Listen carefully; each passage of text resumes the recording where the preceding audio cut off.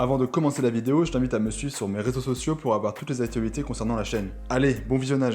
Salut l'équipe, c'est Lovalist. Bon bah ça y est, c'est le dernier débrief de cette Coupe du Monde. On va du coup parler de la finale entre l'Afrique du Sud et l'Angleterre. C'est une finale qui promettait un jeu étriqué entre deux équipes qui aiment asseoir leur domination sur le registre de la puissance et du défi physique. Et durant 60 minutes, on n'a pas trop été déçus de ce point de vue-là. Avant le match, je pensais comme beaucoup que l'Angleterre allait être favorite, étant donné le gros match qu'elle a sorti face à la Nouvelle-Zélande et le match un petit peu en demi-teinte des Springboks face aux Gallois. Et finalement, c'est l'inverse qui s'est produit. Les Boks ont pris à la gorge les Anglais d'entrée de jeu, notamment en mêlée, mais aussi en touche, et même dans le jeu au sol où les Springboks ont pas mal dominé les rucks et les zones de combat. La conquête était clairement défaillante du côté des Anglais, et je pense que personne ne s'attendait, même pas eux, à une telle défaillance dans ce secteur-là. Mais je trouve qu'on a vu dès le premier quart d'heure que quelque chose n'allait pas chez les Anglais. Leur regard semblait un peu perdu, ils ont fait beaucoup d'imprécisions, ils ont perdu beaucoup de ballons, ils nous ont pas du tout habitués à ça depuis le début de la compétition, et ça se voyait que les mecs étaient pas sereins et qu'ils commençaient à douter de quelque chose. A l'inverse, les Boks, eux, ont été sobres dans le registre destructeur qu'on leur connaît, même si en première période, ils ont quand même eu des phases assez intéressantes,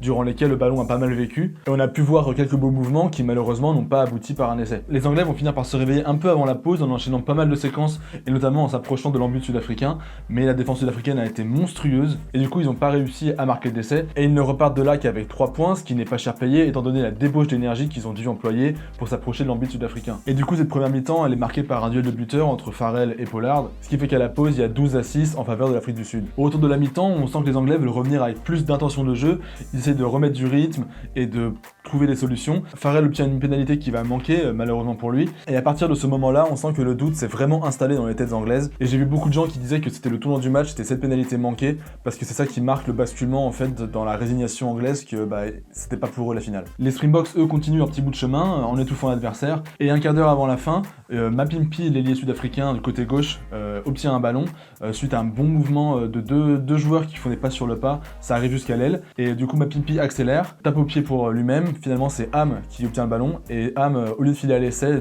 repasse à son ailier. C'est un magnifique cadeau à faire en finale. Et du coup, c'est le premier essai sud-africain de l'histoire en finale de Coupe du Monde. Là, c'est vraiment un coup de poignard pour les Anglais qui semblent encore plus désemparés. Ils retentent des trucs, mais ils font beaucoup de fautes, comme Watson qui fait une faute stupide en empêchant un joueur d'aller disputer le ballon en l'air en le percutant avant qu'il saute. Et en fait, ils sont pas capables de perturber la défense des Boks, qui est tout simplement la meilleure au monde, je pense, à ce moment-là. Mais la véritable crucifixion intervient à la 73e minute. Colby hérite du ballon par Peter Steve du Toit, et là, il a juste 5 mètres d'élan, et il va déposer tout simplement 3 Anglais.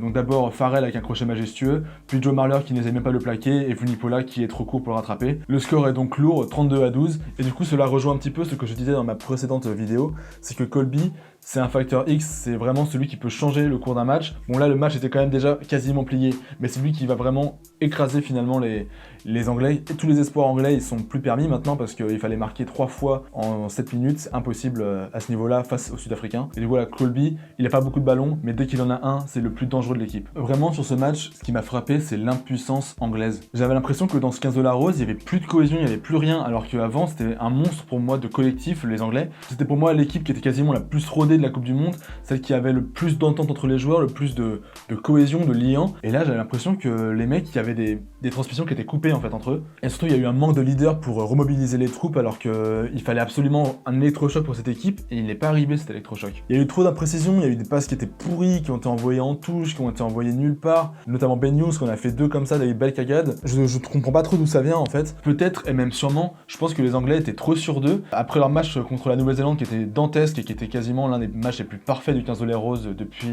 je sais pas, 10-15 ans. Et tout simplement, ils ont été surpris par l'intensité sud-africaine qui, eux, sont pas laissés démonter. Et du coup, quand t'es trop sûr de toi et que tu te fais un petit peu marcher sur les pieds, tu commences à perdre des pédales. Et si t'as pas de leaders qui sont capables de te remobiliser, et tu coules progressivement au cours du match. Et ça se confirme parce qu'on a peu vu les joueurs qui ont été flamboyants face aux Blacks, à part Itoje.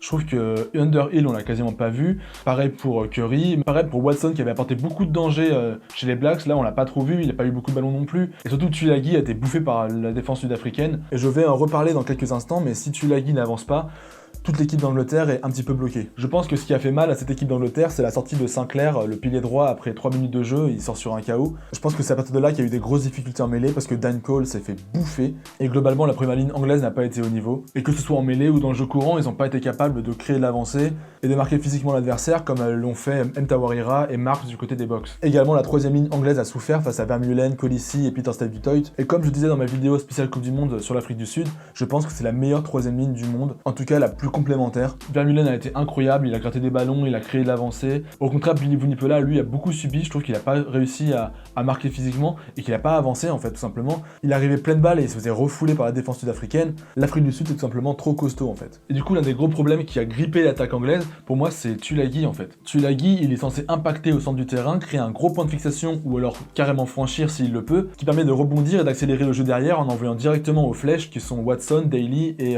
May. Mais si tu bloques Tulagi, le jeu anglais d'une est beaucoup moins fluide, mais en plus, psychologiquement, arrêter Tulagi, c'est un gros coup de massue à la tête des Anglais. Et du coup, je pense que Manu Tulagi a perdu son duel face à Damien De Allende, qui lui, pour le coup, a réussi à faire peser son physique malgré une densité moins importante. Tactiquement, ce qu'ont fait les Sud-Africains, c'est pas incroyable. Hein. Pollard, je suis pas fan de son jeu, c'est pas un magicien, mais il a un très bon pied et surtout, il dispose d'une troisième ligne qui peut le protéger, qui est monstrueuse. Et aussi, si besoin est, il y a De Allende qui est juste là, il y a qu'à lui passer le ballon si jamais il y a un problème, il va créer de l'avancée. Pollard, c'est pas du tout un créateur, c'est un organisateur. Il entreprend pas beaucoup de choses, mais ce qu'il entreprend, il le fait bien. Et de toute façon, le maître mot chez les Sud-Africains, c'est l'efficacité. Tout ce qui est en surplus, on gomme. Alors oui, du coup, c'est une stratégie qui est monstrueusement efficace quand on dispose des joueurs sud-africains, mais je trouve quand même dommage que les ailiers des Box soient aussi peu servis, alors qu'ils ont d'énormes qualités. En plus, Mapimpi et Colby, sur cette finale, c'est les deux joueurs qui vont débloquer les situations et amener les essais. Alors imaginez 2 secondes si on leur filait plus de munitions propres. Et pour revenir sur la déconfiture anglaise, je pense que les Anglais en demi-finale ont quand même laissé beaucoup de ressources, que ce soit physiques, émotionnelles et mentales, tandis que les Box, eux, je pense qu'ils avaient conscience qu'ils ont fait un match très moyen face à des Gallois qui étaient pas ouf non plus, ce qui fait qu'ils étaient beaucoup plus remontés, qu'ils avaient plus d'envie. Je vais sûrement me répéter, mais je pense que les roast beef se sont vus trop beaux,